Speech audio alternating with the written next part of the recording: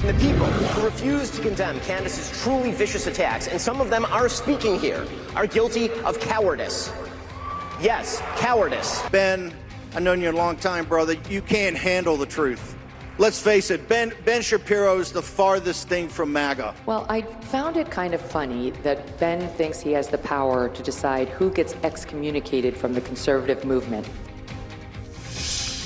Tensions within the MAGA movement spilling out into the open. Our panel is back. Scott Jennings, this is at the Turning Point USA conference in Phoenix, and the root of this is Israel and the split inside the MAGA movement over whether it's appropriate to elevate people like Nick Fuentes the way that Tucker Carlson did.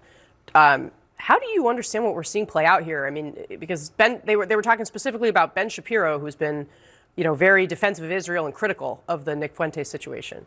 Yeah, well, it also had to do with Candace Owens, who Shapiro directly went after in his remarks, and her posture on the conspiracy theories that she has promoted since Charlie Kirk was murdered, which then ultimately led to her having to meet with Erica Kirk, a grieving widow who she, I think, has put through a terrible time here. I mean, you've got a grieving widow with little kids trying to take over her husband's organization, and Candace is out here effectively trying to monetize that and for her own personal self-aggrandizement up to and including forcing a meeting. I think it's pretty crazy. I don't personally like all this infighting myself, but on the issue of Israel and on the issue of whether we're going to platform anti-Semitism or platform Holocaust deniers, I know where I am, and that is we're a political party, not a sponge, and we don't have to soak up everything that oozes in under the door. How do you, the Candace Owens thing that you mentioned, you saw Megyn Kelly there, you saw Steve Bannon there, other figures essentially siding with Candace Owens, right, over Ben Shapiro, no? Why?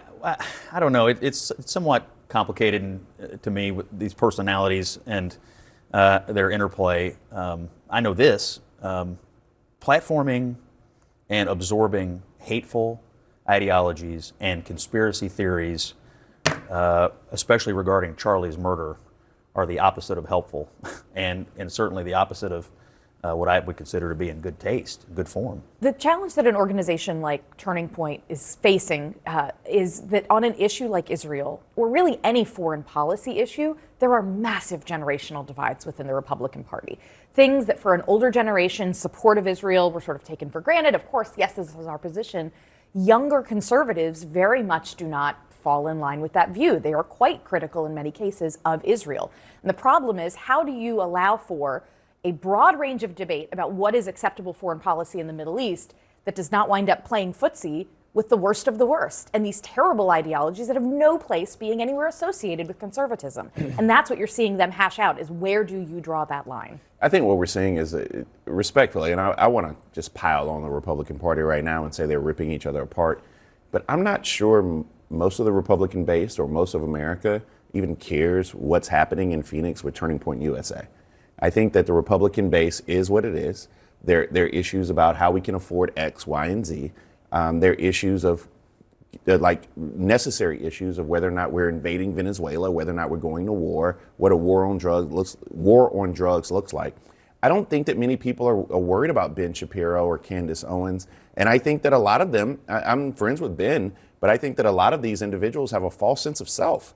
I think that's what you're seeing right now. And I don't think that there is a pulling apart as much as it is you have these personalities, like every party has, that are just having, they want to rise to the top. So I wish this was something we could pounce on. I just don't find it to be that. I'm not so sure, but I do think it's important to call out, which Scott did, and I let the record reflect. I agree with Scott Jennings that allowing these kinds of Merry Christmas, Scott, or maybe not. Maybe for you, it's not a good thing. It's coming up. I do think it's important to acknowledge that this is not just a policy difference that they're debating. I mean, they're debating whether allowing an open Hitler apologist, Holocaust denier, to be a prominent voice in the MAGA movement, whether that's acceptable or not. And Megyn Kelly also, by the way, is somebody who said just a few weeks ago that Jeffrey Epstein sleeping with 15-year-olds wasn't really pedophilia. So I think there are more important cultural issues here that MAGA has to grapple with than just purely a policy debate.